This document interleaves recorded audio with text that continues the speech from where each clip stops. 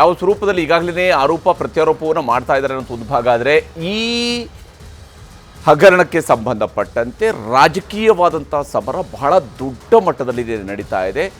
ಬಿಜೆಪಿಗೆ ಇದೊಂದು ದೊಡ್ಡ ಅಸ್ತ್ರವಾಗಿ ಸಿಕ್ಕಿದೆ. ಸಹಜವಾಗಿಯೇ ಕಾಂಗ್ರೆಸ್ನವರು ತಪ್ಪು ಮಾಡಿದಾಗ ಬಿಜೆಪಿಯವರು ಸುಮ್ಮನೆ ಕೂತ್ಕೊಂಡು ನೋಡೋದಕ್ಕೆ ಆಗೋದಿಲ್ಲ. ಯಾಕಂದರೆ ಬಿಜೆಪಿಯವರು ಆಡಳಿತ ನಡೆಸುತ್ತಿರುವಾಗ ಕಾಂಗ್ರೆಸ್ನವರು ಕೂಡ ಸುಮ್ಮನೆ ಕೂರೋದಿಲ್ಲ. ರಾಜಕೀಯ ಅಂದ ಮೇಲೆ ಇಂತಹ ವಿಚಾರಗಳಲ್ಲಿ ರಾಜಕೀಯದ ಇಚ್ಛಾಶಕ್ತಿಯೊಂದಿಗೆ ಹೋರಾಟ ಮಾಡಬೇಕಾಗಿರುತ್ತದೆ. ಯಾವುದೇ ರಾಜಕೀಯ ಪಕ್ಷದ ಜವಾಬ್ದಾರಿ ಕೂಡ ಆಗಿರುತ್ತೆ. ಈ ವಿಚಾರಕ್ಕೆ ಸಂಬಂಧಪಟ್ಟಂತೆ ಈಗ ಹೇಗೆ ಆರೋಪ ಪ್ರತ್ಯಾರೋಪ ಸಾಗ್ತಾ ಇದೆ ಅನ್ನೋದ್ರ ಬಗ್ಗೆ ಒಂದು ವರದಿಯನ್ನು ನಿಮಗೆ ತೋರಿಸ್ತೀನಿ.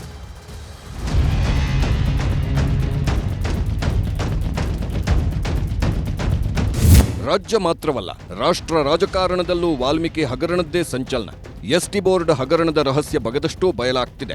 ತನಿಖೆ ತೀವ್ರಗೊಂಡಿದ್ದು ದಿನಕ್ಕೊಬ್ಬ ಪ್ರಭಾವಿ ನಾಯಕನ ಮನೆಬಾಗಿಲು ತಟ್ಟಿದೆ. ಇದೇ ಹಗರಣವನ್ನ ಪ್ರಬಲ ಅಸ್ತ್ರವಾಗಿಸಿಕೊಂಡ ವಿಪಕ್ಷ ಸರ್ಕಾರದ ವಿರುದ್ಧ ಸಮರ ಸಾರಿದೆ. ವಾಲ್ಮೀಕಿ ಮೂಡ ಸುಳಿಯಲ್ಲಿ ರಾಜ್ಯ ಸರ್ಕಾರ, ದೊಡ್ಡವರ ಬುಡಕ್ಕೆ ಬರುತ್ತಾ ಇಡಿ ಬೇಟೆ. ಕಾಂಗ್ರೆಸ್ ಸರ್ಕಾರ ಬಂದಿದ್ದು ಸಾಲು ಹಗರಣ ಬೆಳಕಿಗೆ ಬರ್ತಾನೇ ಇವೆ. ಇದೀಗ ಮೂಡ ಹಾಗೂ ವಾಲ್ಮೀಕಿ ಹಗರಣ ಕಾಂಗ್ರೆಸ್ ಸರ್ಕಾರಕ್ಕೆ ಕಂಟಕವಾಗಿದೆ. ಮೂಡ ಹಗರಣ ನೇರವಾಗಿ ಸಿಎಂ ಕುಟುಂಬವನ್ನೇ ಸುತ್ತಿಕೊಂಡ್ರೆ, ವಾಲ್ಮೀಕಿ ಹಗರಣ ಇಡೀ ಪಕ್ಷವನ್ನೇ ಸುತ್ತಿಕೊಳ್ಳೋ ಎಲ್ಲಾ ಲಕ್ಷಣಗಳು ಗೋಚರಿಸುತ್ತಿವೆ. ಈಗಾಗಲೇ ಮಾಜಿ ಸಚಿವ ನಾಗೇಂದ್ರ, ಹಾಲಿ ಶಾಸಕ ದದ್ದಲ್ಗೆ ಶಾಕ್ ಕೊಟ್ಟಿದ್ದಾರೆ ಇಡಿ ಅಧಿಕಾರಿಗಳು. ಇನ್ನು ವಾಲ್ಮೀಕಿ ನಿಗಮದ ಹಗರಣದಲ್ಲಿ ತ್ರಿಬಲ್ ಕೈವಾಡ ಅಂತ ಬಿಜೆಪಿ ನಾಯಕರು ಆರೋಪ ಮಾಡಿದ್ದು ಮೂವರಿಗೂ ಸಂಕಷ್ಟ ಎದುರಾಗುವ ಸಾಧ್ಯತೆ ಇದೆ. ಹೀಗಾಗಿ ಇಡಿ ಅಧಿಕಾರಿಗಳು ಘಟಾನುಘಟಿಗಳ ಕದ ತಟ್ಟುವ ಸಾಧ್ಯತೆ ಹೆಚ್ಚಿದೆ. ಕೈ ವಿರುದ್ಧ ಹೋರಾಟಕ್ಕೆ ಕೇಸರಿ ಪಡೆ ಮೀಟಿಂಗ್. ಮಾಜಿ ಸಚಿವ ನಾಗೇಂದ್ರ ಹಾಗೂ ವಾಲ್ಮೀಕಿ ನಿಗಮದ ಅಧ್ಯಕ್ಷ ದದ್ದಲ್ಗೆ ಎಸ್ಐಟಿ ಡ್ರಿಲ್ ಮಾಡುತ್ತಿದೆ. ಪ್ರಕರಣ ಸಂಚಲನ ಸೃಷ್ಟಿಸುತ್ತಿದ್ದಂತೆ ಬೆಂಗಳೂರಿನ ಖಾಸಗಿ ಹೋಟೆಲ್ನಲ್ಲಿ ಬಿಜೆಪಿ ನಾಯಕರು ಮಹತ್ವದ ಮೀಟಿಂಗ್ ನಡೆಸಿದ್ರು. ಸರ್ಕಾರದ ವಿರುದ್ಧ ಹೋರಾಟಕ್ಕೆ ಮಾಸ್ಟರ್ ಪ್ಲಾನ್ ರೂಪಿಸಿದ್ದಾರೆ. ಬಿಜೆಪಿ ರಾಜ್ಯಾಧ್ಯಕ್ಷ ವಿಜಯೇಂದ್ರ, ಆರ್ ಅಶೋಕ್, ಸಿಟಿ ರವಿ, ಆರಗ ಜ್ಞಾನೇಂದ್ರ ಸೇರಿ ಹಲವು ನಾಯಕರು ಭಾಗಿಯಾಗಿದ್ರು.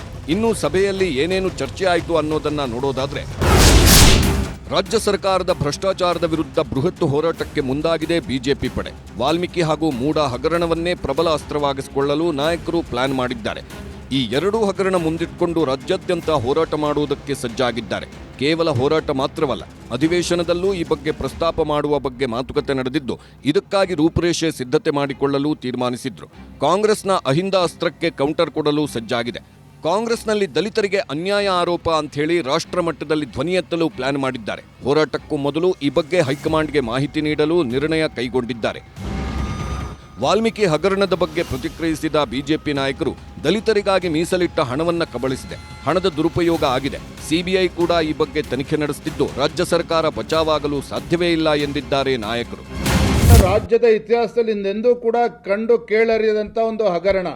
ದಲಿತರ ಅಭಿವೃದ್ಧಿಗೋಸ್ಕರ ಮೀಸಲಿಟ್ಟಿರ್ತಕ್ಕಂಥ ಹಣವನ್ನ ದುರುಪಯೋಗ ಪಡಿಸಿಕೊಂಡು ಹೊರ ರಾಜ್ಯಕ್ಕೆ ವರ್ಗಾವಣೆ ಮಾಡಿ ಬೇರೆ ಬೇರೆ ರಾಜ್ಯಗಳ ಚುನಾವಣೆ ಮತ್ತು ಲೋಕಸಭಾ ಚುನಾವಣೆಯಲ್ಲೂ ಕೂಡ ಈ ಹಣ ದುರ್ಬಳಕೆ ಆಗಿದೆ ಅಂತಕ್ಕಂಥದ್ದು ಇವತ್ತು ಜಗಜ್ಜಾಹೀರಾಗಿರ್ತಕ್ಕಂಥದ್ದು. ಬಿಜೆಪಿ ಹಗರಣವನ್ನ ಏನೋ ಒಂದು ದಿವಸ ರಸ್ತೆ ಮೇಲೆ ಬಂದು ಕೈ ಬಿಡ್ತದೆ ಅಂತ ಹೇಳಿ ಸರ್ಕಾರ ಮಾಡಿತ್ತು. ನಾವಾಗ ಮಾಡಲಿಲ್ಲ. ಅದನ್ನೊಂದು ಎಂಡ್ ಮಾಡಲಿಕ್ಕೆ ನಾವು ಪ್ರಯತ್ನ ಮಾಡ್ತಾ ಇದ್ದೀವಿ. ಮತ್ತು ಇದರ ಪರಿಣಾಮ ಈಗಾಗಲೇ ಯೂನಿಯನ್ ಬ್ಯಾಂಕ್ನವರು ಕಂಪ್ಲೇಂಟ್ ಮಾಡಿದ್ದಾರೆ.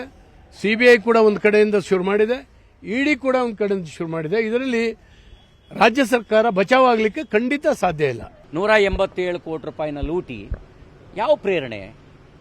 ರಾಹುಲ್ ಗಾಂಧಿ ಪ್ರೇರಣೆನಾ, ಸೋನಿಯಾ ಗಾಂಧಿ ಪ್ರೇರಣೆನಾ, ಅಥವಾ ಕಾಂಗ್ರೆಸ್ ಹಗರಣದಿಂದಲೇ ಪ್ರೇರಣೆ ಪಡೆದಿದ್ದೀರಾ?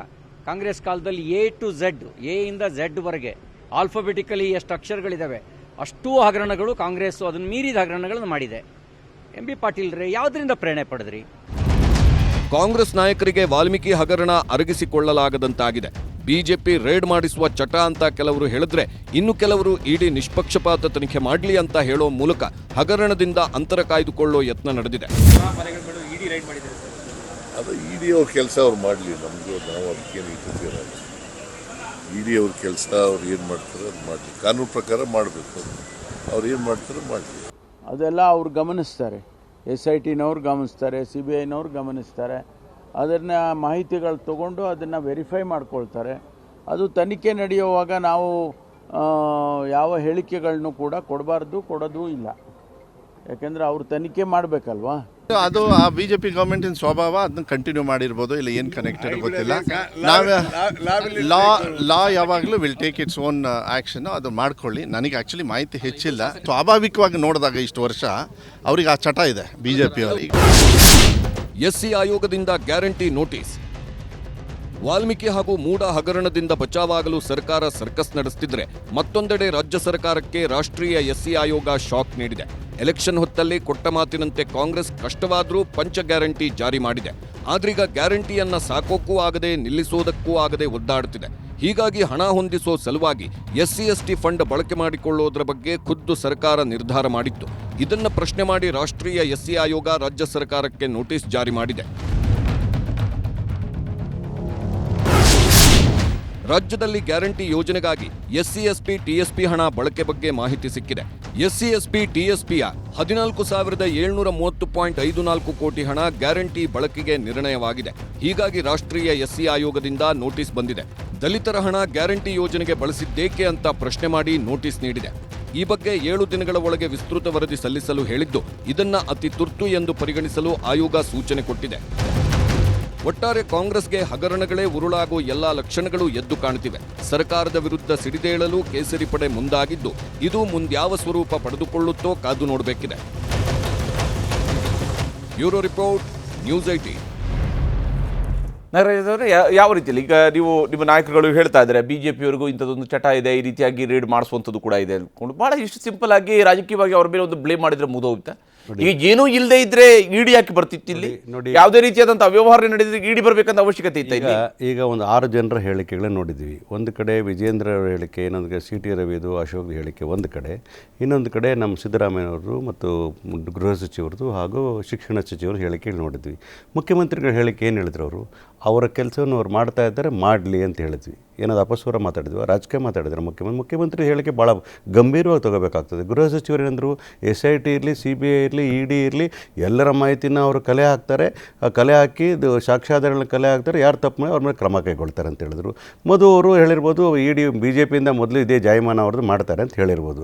ಆದರೆ BJP ಹೇಳಿಕೆಗಳೇನು, ಸೋನಿಯಾ ಗಾಂಧಿ ಹೆಸರು, ಸುರ್ಜಿವಾಲಾ ಹೆಸರು, ಸಿದ್ದರಾಮಯ್ಯ ಹೆಸರು, ಇವ್ರು ರಾಜಕೀಯ ಬಿಟ್ಟರೆ ಬೇರೇನಿಲ್ವಾ? ರಚನಾತ್ಮಕವಾಗಿ ಕೆಲಸ ಮಾಡಬೇಕಾದ್ರೆ ಕೆಲಸ BJP ಅವ್ರದ್ದು ಹೇಳ್ತೀರಿ, ತಪ್ಪಾಗಿದೆ ತಪ್ಪು ಅಂತ ತೋರಿಸ್ಬೇಕಾದ್ರೆ ಕೆಲಸ ಅವ್ರದ್ದು ಆಗಬೇಕಾಗ್ತದೆ. ನಾವು ತಪ್ಪು ಮಾಡಬಾರ್ದು, ಅವ್ರು ತಪ್ಪನ್ನು ಮಾಡಿದಾಗ ತೋರಿಸ್ಬೇಕು. ಅದನ್ನು ರಚನಾತ್ಮಕ ಡೆಮೋಕ್ರಸಿ ಅಂತ ಹೇಳ್ತಾರೆ. ಯಾವ ಥರ ಮಾತಾಡ್ತಾರೆ ರೀ? ಬಾಯಿ ಬಂದಂಗೆ ಮಾತಾಡ್ತಕ್ಕಂಥ. ಸೋನಿಯಾ ಗಾಂಧಿಗೆ ಇದಕ್ಕೇನು ರೀ ಸಂಬಂಧ? ಸಿದ್ದರಾಮಯ್ಯನವ್ರು ನಾನು ಹೇಳ್ತಾ ಇದ್ದೀನಿ, ಅವ್ರಿಗೆ ಯಾರಾದರೂ ಕೂಡ ಆಡಳಿತ ಪರಿಜ್ಞಾನ ಇದ್ದಿದೆ ಆದರೆ, ಪ್ರಾದೇಶಿಕ ಆಡಳಿತ ನಡೆಸಿದ್ದೆ ಆದರೆ, ಒಂದು ಸಲ ಬಜೆಟಲ್ಲಿ ಸ್ಯಾಂಕ್ಷನ್ ಆದಾಗ ಕನ್ಸಾಲಿಡೇಟ್ ಫಂಡ್ ಆಗಿ ಡಿಪಾರ್ಟ್ಮೆಂಟಲ್ಲಿ ಹಂಚಿಕೆ ಆದ ನಂತರ ಹಂಚಿಕೆಗೆ ಆ ಡಿಪಾರ್ಟ್ಮೆಂಟ್ನ ಮಂತ್ರಿ ಸಂಪೂರ್ಣ ಜವಾಬ್ದಾರಿ ಆಗ್ತಾರೆ. ತದನಂತರ ಡಿಸೆಂಟ್ರಲೈಸ್ ಆಗಿರ್ತಕ್ಕಂಥದ್ದು ಯಾವುದು ನಿಗಮಗಳಿರ್ತದೆ, ನಿಗಮದ ಅಧ್ಯಕ್ಷರುಗಳು ಎಕ್ಸಿಕ್ಯೂಟಿವ್ ಪವರ್ಸ್ ಇರಲಿಕ್ಕೆ. ಇಲ್ಲ ನೀವು ಮಾತಾಡ್ತಿರುವ ಸಂದರ್ಭದಲ್ಲಿ ಈಗ ನೀವು ಒಂದು ಮಾತು ಹೇಳಿದ್ರಿ, ಆ ಇಲಾಖೆಗೆ ಬರುತ್ತೆ ಅಂದ್ಕೊಂಡು ಮುಗಿಸ್ತೇನೆ. ಆ ಇಲಾಖೆಗೆ ಬಂದ ಮೇಲೆ ನಿಮ್ಮ ನಾಗೇಂದ್ರ ಅನ್ನುವಂತಹ ಮಂತ್ರಿ ಆಗಿದ್ರು ಅವರು. ಅಲ್ಲಲ್ಲ, ನನ್ನ ಪ್ರಶ್ನೆ, ಅವ್ರು ಮಂತ್ರಿ ಆಗಿದ್ರಲ್ವಾ? ಅವ್ರು ಮಂತ್ರಿ ಆಗಿದ್ರಲ್ವಾ? ಹಾಗಾದ್ರೆ ಅವರ ಉತ್ತರದಾಯಿತ್ವ ಇತ್ತು ತಾನೆ ಆ ಹಣದ ಬಗ್ಗೆ? ಅವತ್ತು ಬಹಳ ಸತ್ಯ ಹರಿಶ್ಚಂದ್ರ ತರ ಹೇಳಿದ್ರು, ಇಲ್ಲ ನನಗಿದಕ್ಕೂ ಗೊತ್ತೇ ಇಲ್ಲ, SMS ಕೂಡ ಬ್ಲಾಕ್ ಮಾಡಿಬಿಟ್ಟು ಹಣ ಟ್ರಾನ್ಸಾಕ್ಷನ್ ಆಗಿದೆ ಅನ್ನುವಂಥದ್ದು. ನಾನು ಕಂಪ್ಲೀಟ್ ಮಾಡ್ತೀನಿ. ಯಾಕಂದರೆ ನಾನು ಶಾಸಕನೂ ಆಗಿದ್ದೇನೆ, ಮೊದಲು ಚೇರ್ಮನ್ ಆಗಿ ಕೆಲಸ ಮಾಡಿದ್ದೀನಿ. ಹೌ ಡಸ್ ಇಟ್ ವರ್ಕ್ ಅಂತ ನೋಡಿದ್ದೀನಿ. ನಿಗಮದ ಅಧ್ಯಕ್ಷ ಆದರೆ no chairman has got executive powers at all. It is MD who's got full powers ಅನ್ನೋದು. ಚೇರ್ಮನ್ ಗಣ್ಲಿ ಅವರು ಬೋರ್ಡಿನ ಅಧ್ಯಕ್ಷತೆ ವಹಿಸ್ಕೊಳ್ಳೋ ಅಷ್ಟೇ ಪವರ್ ಇರ್ತದೆ ಹೊರತು ಒಂದೇ ಒಂದು ಡ್ರೈವರ್ನು ಟ್ರಾನ್ಸ್ಫರ್ ಮಾಡಲಿಕ್ಕೆ ಸಾಧ್ಯ ಆಗೋದಿಲ್ಲ. That is the powers what is there in the constitution. ಓದ್ಕೋಬೇಕಾಗ್ತದೆ, ಆ ನಿಗಮಗಳ ರೂಲ್ಸ್ ರೆಗ್ಯುಲೇಷನ್ ಓದ್ಕೋಬೇಕಾಗ್ತದೆ. ವಿಚಾರ ಗೊತ್ತಿಲ್ಲದವ್ರು ಬಾಯಿ ಬಂದಂಗೆ ಮಾತಾಡ್ತಾರೆ. ಅಲ್ಲಿನ MD ನೇರವಾದ ಜವಾಬ್ದಾರಿ ಅಂತ ಹೇಳ್ತಾ ಇದ್ದೀನಿ. It is his duty to safeguard the people's money ಅಂತ ಹೇಳ್ತಾ ಇದ್ದೀನಿ. ಅದರ ಮೇಲುಸ್ತುವಾರಿ ನೈತಿಕತೆ ಮಾತ್ರ ಅಧ್ಯಕ್ಷನಿಗೆ ಬರ್ತದೆ, ಆ ಜಿಲ್ಲಾ ಆ ಇಲಾಖೆಯ ಮಂತ್ರಿಮಂಡಲದ ಸಚಿವನಿಗೆ ಬರ್ತದೆ ಅನ್ನೋ ವಿಚಾರ ಹೇಳ್ತಾ ಇದ್ದೀನಿ. ಅದು ಮಾತ್ರಕ್ಕೆ ಅವ್ರ ಜವಾಬ್ದಾರಿ ಇಲ್ಲ ಅಂತ ಹೇಳಿಲ್ಲ. ಅದಕ್ಕೆ ಹೇಳೋದು, ಕಾರ್ಯಾಂಗವನ್ನು ಹದ್ದುಬಸ್ತಲ್ಲಿ ಇಡ್ತುಕೊಳ್ತಕ್ಕಂಥ ಜವಾಬ್ದಾರಿ ಶಾಸಕಾಂಗದಲ್ಲಿ ಇಡ್ತಕ್ಕಂಥ ಕ್ಯಾಬಿನೆಟ್ನ ಜವಾಬ್ದಾರಿ ಆಗ್ತದೆ. ಇಲ್ಲಿ ಹೇಳ್ತಾ ಇದ್ದಾರಲ್ಲ, ಈ ವಾಲ್ಮೀಕಿ ನಿಗಮದಲ್ಲಿ ಹಿಂಗಾಯ್ತು ದುಡ್ಡು, ಅದಕ್ಕೆ ಸಿದ್ದರಾಮಯ್ಯ. ಹಾಗಾದರೆ ಎಲ್ಲ 34 ಸಚಿವರಿಗೆ ಮುಖ್ಯಮಂತ್ರಿ ಅಂದರೆ ಸಿದ್ದರಾಮಯ್ಯ ಸಾಹೇಬರು. ಯಾವುದೇ ಡಿಪಾರ್ಟ್ಮೆಂಟಲ್ಲಿ ಏನೇ ಅವ್ಯವಹಾರ ಆದರೂ ಕೂಡ ಮುಖ್ಯಮಂತ್ರಿಗಳು ರಾಜೀನಾಮೆ ಕೊಡಬೇಕಾ? ರಾಜೀನಾಮೆ ಕೊಡಬೇಕಲ್ಲ, ಆದರೆ ಅವರು ಹೊಣೆಗಾರ ಆಗ್ತಾರೆ. ನ್ಯೂಸ್ 18 ಬಗ್ಗೆ ಮಾತಾಡ್ತಾ, ಹರಿಪ್ರಸಾದ್ ಬಗ್ಗೆ ಬಂದ ಮೀಡಿಯಾ ಬಗ್ಗೆ ಮಾತಾಡ್ತಾ ಇಲ್ಲ. BJP ಅಲಿಗೇಷನ್ ಎಲ್ಲಿಗೆ ಹೋಗ್ತಂದ್ರೆ 10 ಜನಪತ್ಗೆ ಹೋಗ್ತಕ್ಕಂಥದ್ದು, ಇಲ್ಲಿಂದ ಸಿದ್ದರಾಮಯ್ಯನ ವರುಣ ಈಗ ಪೊಲಿಟಿಕಲ್ ವಿಚಾರವನ್ನ ನೀವು ಹೇಳಿರುವಂತದ್ದು ಅದು ಕೂಡ ಮತ್ತೆ ಮತ್ತೊಂದು ಪ್ರಶ್ನೆ ಬರುತ್ತೆ. ಏನು ಗೊತ್ತಾ, ಈಗ ನೀವು ಹೇಳಿದ್ರಿ ನಾನು ಒಂದು ಡಿಪಾರ್ಟ್ಮೆಂಟಲ್ಲಿ ಚೇರ್ಮನ್ ಆಗಿದ್ದೆ, ಇವೆಲ್ಲವೂ ಕೂಡ ಹೌದು. ನೀವು ನಿಗಮದಲ್ಲಿ ಚೇರ್ಮನ್ ಆಗಿದ್ರಿ, ಕಾರ್ಪೊರೇಷನ್ ಚೇರ್ಮನ್ ಆಗಿದ್ರಿ, ಇದೆಲ್ಲವೂ ಕೂಡ ಆಗಿತ್ತು ನಿಜ. ನಿಮಗೆ ಸೈನಿಂಗ್ ಅಥಾರಿಟಿ ಇರೋದಿಲ್ಲ, ಮುಖ್ಯಮಂತ್ರಿಗೂ ಕೂಡ ಸೈನಿಂಗ್ ಅಥಾರಿಟಿ ಇರೋದಿಲ್ಲ. ಯಾಕೆಂದರೆ ಮುಖ್ಯಮಂತ್ರಿ ಅಂತಿಮವಾಗಿ ಇಂತಹ ಹಣಕಾಸಿನ ವ್ಯವಹಾರದ ಆದೇಶಗಳನ್ನು ಮಾಡುವಂಥದ್ದು ಆಯಾ ಡಿಪಾರ್ಟ್ಮೆಂಟ್ಗಳ ಅಧಿಕಾರಿಗಳೇ ಮಾಡ್ತಾರೆ. ಆದರೆ ಮುಖ್ಯಮಂತ್ರಿಯವರ ಇಶಾರೆಯ ಮೇರೆಗೆ ಅಥವಾ ಮಂತ್ರಿಯ ಇಶಾರೆಯ ಮೇರೆಗೆ, ಮಂತ್ರಿಯ ಸೂಚನೆಯ ಮೇರೆಗೆ, ನಿಗಮದ ಅಧ್ಯಕ್ಷರ ಸೂಚನೆಯ ಮೇರೆಗೆ, ಇದರ ಆಧಾರದ ಮೇಲೆ ಹಣ ಹೋಗಿರುವಂತಹ ಸಾಧ್ಯತೆಗಳು ಇರುವಂತದ್ದು. ಅಲ್ಲಿ ಸೂಸೈಡ್ ಮಾಡ್ಕೊಂಡಿರುವಂತಹ ವ್ಯಕ್ತಿ ಒಂದು ಕ್ಲಿಯರ್ ಆಗಿ ಮೆನ್ಷನ್ ಮಾಡಿರೋದೇನು, ಮೌಖಿಕ ಆದೇಶ. ನೋಡಿ, ಇದನ್ನ ಹೇಳಿದ್ರೆ ರಚನಾತ್ಮಕವಾಗಿ ಮಾತಾಡ್ತಕ್ಕ ವಿಚಾರ. ನೀವೇನು ಮಾಡ್ತಾ ಇದ್ದಿಲ್ಲ ಆ ಥರ ಡಿಬೇಟ್ಸ್ ಆಗಬೇಕಾಗ್ತದೆ. ನಾನು ಹೇಳ್ತಾ ಇದ್ದೀನಿ, ಒಂದು ವೇಳೆ ಆ ನಿಗಮದ ಅಧ್ಯಕ್ಷನಾಗಿ ರೈಟಿಂಗಲ್ಲಿ ಕೊಟ್ಟು ನೀವು MDಗೆ ಟ್ರಾನ್ಸ್ಫರ್ ಮಾಡಿ ಅಂತ ಹೇಳಿದ್ರೆ it's the mistake of the chairman ಅಂತ ಮಾತಾಡ್ತೀನಿ. ಅದೇ ಸಂದರ್ಭದಲ್ಲಿ ಇನ್ಕ್ಲೂಡಿಂಗ್ ನಾಗೇಂದ್ರ ಕೂಡ ಏನಾದರೂ ಗೊತ್ತಿದ್ದು ಸುಮ್ಮನೆ ಇದ್ದಿದ್ದಾದರೆ ತಪ್ಪು ಅವ್ರ ಮೇಲೆ ಆಗ್ತದೆ, ನೈತಿಕತೆ ಬರ್ತದೆ. ಆದರೂ ಕೂಡ ಡೈರೆಕ್ಷನ್ ಕೊಟ್ಟಿದ್ದೆ ಆದರೆ, ಸೂಚನೆ ಕೊಟ್ಟಿದ್ದೆ ಆದರೆ, if there is a document for that, ಆ ಕೆಲಸನ ED ಮತ್ತು CBI ಹೊರ ತೆಗಿತದೆ ಅಂತ ಮಾತು ಹೇಳ್ತೀನಿ. ಅದಕ್ಕೆ ನಾನು ಕೂಡ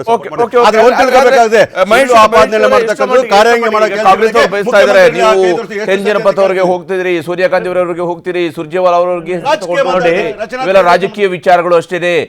ಇಲ್ಲಿರುವಂಥದ್ದು ಆ ಡಿಪಾರ್ಟ್ಮೆಂಟ್ಗೆ ಸಂಬಂಧಪಟ್ಟಂಥದ್ದು ಅಷ್ಟೇ ಅನ್ನುವಂತಹ ಏನು ನಿಲುವನ್ನ ಕಾಂಗ್ರೆಸ್ನವರು ಹೇಳ್ತಾರಲ್ಲ. ನೋಡಿ, ನಿಮಗೆ ಒಂದು ಹರಿಪ್ರಸಾದ್ ಅವರೇ, ಮೌಖಿಕ ಆದೇಶದ ಬಗ್ಗೆ ಮಾತನಾಡಿದ್ರೆ ಶಿವಶಂಕರ್ ಅವರು ಮಾತನಾಡ್ತಾ ಒಂದು ಮಾತಾಡಿದ್ರು, the chief minister is custodian of the constitution as well as the finance department. ಅವರೊಬ್ಬರು ಕಸ್ಟೋಡಿಯನ್ ಆಗಿಬಿಟ್ಟು ಅವರ ಮೂಗಿನ ಕೆಳಗಡೆ ನಡೆದಿರ್ತಕ್ಕಂಥ ಈ ಒಂದು ಪ್ರಕರಣ, ಈ ಪ್ರಕರಣದ ಒಳಗಡೆ ನಾನು ಹೇಳಕೊಟ್ಟಂಥದ್ದು, ಯಾವುದಾದ್ರು ಒಬ್ಬ IAS ಆಫೀಸರು ಯಾರು ಇಷ್ಟು ದುಸ್ಸಾಹಸ ಮಾಡೋಕ್ಕೆ ಸಾಧ್ಯನಾ ಹೇಳಿ? ಒಬ್ಬ IAS ಆಫೀಸರು ಅವರು ಅದನ್ನ ಮೌಖಿಕ ದುಸ್ಸಾಹಸ ಮಾಡಿದ್ದಾರೆ, ಸಚಿವರು ಮಾಡಿದ್ದಾರೆ, ನಿಗಮದ ಅಧ್ಯಕ್ಷ ಮಾಡಿದ್ದಾರೆ, ನೇರವಾಗಿ ಸೋನಿಯಾ ಗಾಂಧಿ. ನಾಗರಾಜ್ ಯಾದವ್, ನಾನು ಮಧ್ಯ ಮಾತಾಡಿಲ್ಲ, ನೀವು ಮಾತಾಡಿದ್ರೆ ನಾನು ಮಧ್ಯ ಮಾತಾಡಿಲ್ಲ. ನಿಮ್ಗೆ ಕೇಳಿಸ್ಕೊಳ್ಳುವಂತ ಕೇಳ್ತಾ ಇದ್ರು, ಅವರ ಉತ್ತರವನ್ನು ನಿಮಗೆ ಬೇಕಾಗಿರೋದನ್ನ ನಿಮ್ಮನ್ನು ಖುಷಿಪಡಿಸೋದಕ್ಕೆ ಅವ್ರು BJP ಅವರು ಮಾತಾಡಬೇಕು ಅಂತ ನೀವು ಬಯಸ್ಬೇಡಿ. ಎಸ್ ಮಹೇಶ್ ಅವರೇ, ಕೇಳಬೇಕು. ನಾನು ನೋಡಿ ಸರ್, ಇಲ್ಲಿ ಇರ್ತಕ್ಕಂಥ ಪ್ರಶ್ನೆ ಏನಂದ್ರೆ, ಇಡೀ ಈ ಪ್ರಕರಣವನ್ನು ಅವಲೋಕನ ಮಾಡಿ ನೋಡಿದಂಥ ಸಂದರ್ಭದಲ್ಲಿ ಇದರಲ್ಲಿ ಅಕೌಂಟಬಿಲಿಟಿ ಬೇಕಾಗಿರ್ತಕ್ಕಂಥದ್ದು ಮುಖ್ಯಮಂತ್ರಿಗಳು. ಯಾಕಂದರೆ ಅವರು ಫೈನಾನ್ಸನ್ನು ನೋಡ್ಕೊಳ್ತಾ ಇರ್ತಕ್ಕಂಥ ವ್ಯಕ್ತಿ ಮುಖ್ಯಮಂತ್ರಿಗಳು. ರಾಜ್ಯದ SC STಗಳಿಗೆ ಸಂಬಂಧಪಟ್ಟಂಥ ಹಣ ಈ ಥರ ಲೂಟಿ ಆಗುತ್ತೆ ಅಂದರೆ ಯಾವ್ಯಾವ ಪ್ರಕರಣದಲ್ಲಿ SC ST ಫಂಡನ್ನು ಡೈವರ್ಟ್ ಮಾಡ್ತೀರಿ, SC ST ದುಡ್ಡನ್ನು ಇದನ್ನು ಮಾಡ್ತೀರಿ. ನೀವು ಏನು ಆ್ಯಕ್ಷನ್ ಟೇಕನ್ ರಿಪೋರ್ಟ್, ಏನು ಯುಟಿಲಿಟಿ ಸರ್ಟಿಫಿಕೇಟ್ ಕೊಡಿ ಅಂತ ನಿಮಗೆ ಕೇಂದ್ರ 9 ಪತ್ರ ಬರೆದ್ರೆ ಅದ್ರ ಬಗ್ಗೆ ಉತ್ತರ ಕೊಡೋದಿಲ್ಲ. ನೀವು SC ST ಒಳಗಡೆ ರಾಜಕಾರಣ ಮಾಡಿಕೊಂಡು ಸಂವಿಧಾನ ಪುಸ್ತಕ ಇಟ್ಕೊಂಡು ಇಡೀ ದೇಶದಲ್ಲಿ ತಿರುಗ್ತೀರಿ. ನೀವು SC STಗೆ ಸಂಬಂಧಪಟ್ಟಂಥದ್ದು SCಗಳನ್ನ ನೇರ ಕೊಲೆ ಮಾಡ್ತಾ ಇದ್ದೀರಿ. ನೀವು ಅವರ ಹಣವನ್ನು, ಅವ್ರ ಹಕ್ಕನ್ನು ಪ್ರತಿಯೊಂದನ್ನು ಲೂಟಿ ಮಾಡ್ತಾ ಇದ್ದೀರಿ. ಆದರೆ ಸಂವಿಧಾನ ಪುಸ್ತಕ ಇಟ್ಕೊಂಡ್ಬಿಟ್ಟು ನಾಟಕ ಆಡ್ತಾ ಇದ್ದೀರಿ. ನೀವು ಮಾತಾಡ್ಬೋದಾ? ನಾಟಕ ಮಾಡ್ತಾ ಇದ್ದೀರಿ. ನೀವು ನಾಟಕ ಮಾಡೋ ಅವಶ್ಯಕತೆ ಇಲ್ಲ. ಸಂವಿಧಾನ ಸರ್ಕಾರ ಮಾತ್ರ ಅದ್ರ ಬಗ್ಗೆ ತಮಾಷೆ ಮಾಡೋಕೆ ನಾಗರಾಜ್ ಯಾದವ್, ನೀವು ಮಾಡಿರೋ ಗನಂದಾರಿ ಕೆಲಸಕ್ಕೆ SC ST ಕಮಿಷನ್ ಏನಕ್ಕೆ ನೋಟಿಸ್ ಕೊಡ್ತಾರೆ? ಶಾರ್ಟ್ ಅದರಲ್ಲಿ 7C ಏನ್ ಹೇಳಿದ್ರೆ ಗೊತ್ತಿದೆ ನಿಮ್ಗೆ? 7C ಬಗ್ಗೆ ತಿಳ್ಕೊಂಬಂದು ಮಾತಾಡಿ ನೀವು.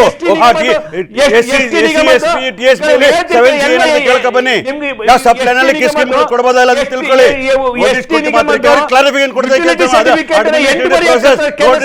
ಎಲ್ಲರೂ ಕೂಡ ಆರೋಪಿಗಳಾಗೋದಿಲ್ಲ. 8 ಬಾರಿ ಏನಕ್ಕೆ ಪತ್ರ ಬರೆಯುತ್ತೆ? ಆಡಳಿತ ಅನುಭವ ಇಲ್ಲ, ಸ್ವಲ್ಪ ಆಡಳಿತ ಅನುಭವ ಬಂದ ನಂತರ ಮಾತಾಡಿ. ಪಾಲಿಟಿಕ್ಸ್ ಮಾಡಿ ಸಂದರ್ಭದಲ್ಲಿ ಮಹೇಶ್ವರ ಮಾತಾಡ್ತೀನಿ. ಇಲ್ಲಿ ಶಿವಶಂಕರ್ ಅವರೇ, ಈ ರೀತಿಯಾಗಿ ಈಗ ಸದ್ಯಕ್ಕಂತೂ ಆರೋಪ ಪ್ರತ್ಯಾರೋಪದ ಪರ್ವದಲ್ಲಿ ನಾವು ಇದ್ದೀವಿ. ಅದೇ ನಡೀತಾ ಇದೆ. ಹಂಗೆ ಮಾಡಿದ್ದಾರೆ, ಆಗೋಗ್ಬಿಟ್ಟಿದೆ ಅನ್ನೋದು ಈಗ ತನಿಖೆ ಅಂತೂ ನಡೀತಾ ಇದೆ ನಿಜ. ಆದರೆ ಒಂದು ಭಾಳ ಕ್ಲಿಯರ್ ಆಗಿರುವಂಥ ಏನಂದರೆ, ಮಂತ್ರಿ ಆಗಿದ್ದಂಥವರ ರೆಸ್ಪಾನ್ಸಿಬಿಲಿಟಿ ಇಷ್ಟು ದಿವಸ ಕಾಂಗ್ರೆಸ್ ಅವರು ಒಂದು ಮಾತನ್ನು ಹೇಳ್ತಾ ಇದ್ರು, ಚುನಾವಣೆ ನಡೀತಾ ಇತ್ತು, ನೀತಿ ಸಂಹಿತೆ ಜಾರಿಯಲ್ಲಿತ್ತು, ಹಾಗಾಗಿ ಆ ಹಣ ಅವಾಗ ಮಂತ್ರಿಗೂ ಅಥವಾ ಅಧ್ಯಕ್ಷರಿಗೂ ಇವ್ರಿಗೆ ಯಾರಿಗೂ ಕೂಡ ಅಧಿಕಾರದಲ್ಲಿ ಅಂದರೆ ಅಧಿಕಾರ ನೇರವಾದಂಥ ಅಧಿಕಾರಿಗಳಿಲ್ಲ, ಅಧಿಕಾರಿಗಳೇ ಆಡಿದ್ದೇ ಆಟ ಆಗಿದೆ, ಅಧಿಕಾರಿಗಳೇ ಹೀಗೆಲ್ಲ ಮಾಡಿದ್ರು ಅಂದ್ಕೊಂಡು.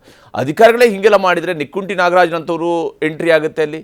ಆತನ ವಿಚಾರಗಳಿಗೆ ಸಂಬಂಧಪಟ್ಟಂತೆ ಇವೆಲ್ಲ ಕೂಡ ನಡೆದಿದೆ ಅನ್ನುವಂತಹ ಆಡಿಯೋ ಹೊರ ಬಂದಿರೋದನ್ನು ನೋಡಿದಾಗ ಯಾವ ಸ್ವರೂಪದಲ್ಲಿ ಇಲ್ಲಿ ಪ್ರಕರಣ ನಡೀತಾ ಹೋಗಿದೆ ಅಂತ ಗೊತ್ತಾಗಿದೆ. ಹೌದು, ಅಧಿಕಾರಿಗಳು ಇದರಲ್ಲಿ ಶಾಮೀಲಾಗಿದ್ದಾರೆ. ಅವ್ರಿಗೆ ಹೆಂಗಂದರೆ ಮೇಯೋದಕ್ಕೆ ಬೇಲಿ ತೆಗೆದು ಒಳಗಡೆ ಬಿಟ್ಟು ಮೇಯಿ ತೆಗೆದು ಬಿಟ್ಟಾಗ ಬೇಲಿ ಕೂಡ ಮೇಯೋದಕ್ಕೆ ಸಾಥ್ ಕೊಟ್ಟಾಗ ಅವ್ರು ಮೇಯೋದು ಬಿಡೋದಿಲ್ಲ ಅನ್ನುವಂಥದ್ದು ಸರ್ವೇ ಸಾಮಾನ್ಯವಾಗಿ ರಾಜ್ಯ ಕಂಡಿರುವಂಥ ಇತಿಹಾಸ, ಇದು ಅನುಭವ. ಇದು ಇಲ್ಲಿ ಆಗ್ತಾ ಇರುವಂಥದ್ದು ಕೇವಲ ಅಧಿಕಾರಿಗಳ ಮೇಲೆ ಮಾತ್ರ ಹಾಕಿ ಕುಳಿತುಕೊಂಡ್ರೆ ಸಾಕ, ಮಂತ್ರಿ ತಪ್ಪೇ ಮಾಡಲಿಲ್ಲ, ಶಾಸಕ ತಪ್ಪೇ ಮಾಡಲಿಲ್ಲ, ನಮಗೆ ಸಹಿ ಹಾಕುವ ಅಧಿಕಾರವೇ ಇಲ್ಲ, ಈ ಡಿಫೆನ್ಸ್ ಎಷ್ಟು ಮಟ್ಟಿಗೆ ಸರಿಯಾದದ್ದು?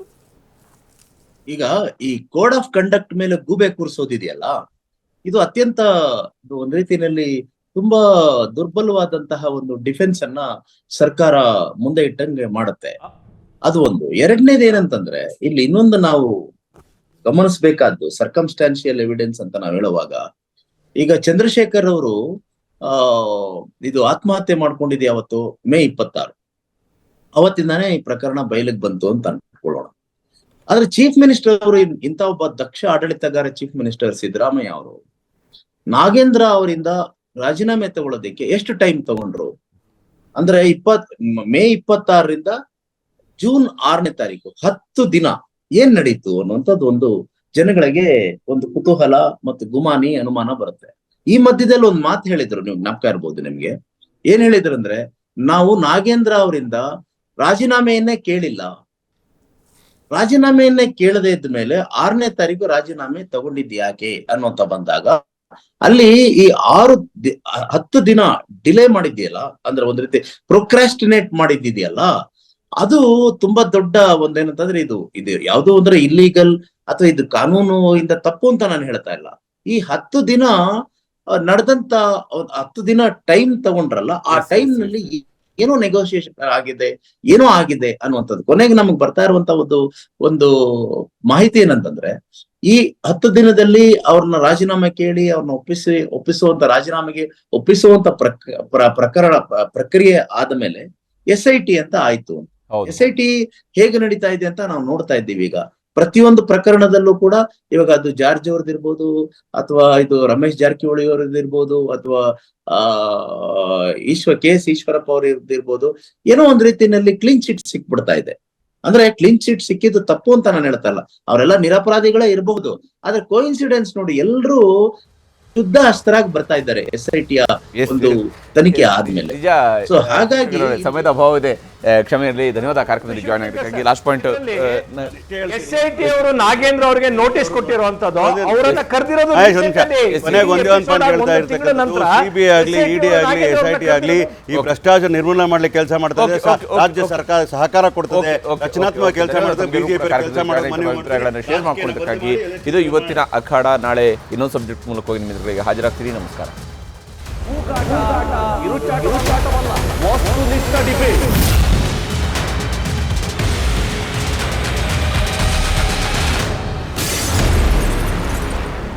ಕನ್ನಡಿಗರ ನೆಚ್ಚಿನ ನ್ಯೂಸ್ 18 ಕನ್ನಡ ಈಗ ವಾಟ್ಸ್ಆಪ್ನಲ್ಲೂ ಲಭ್ಯ.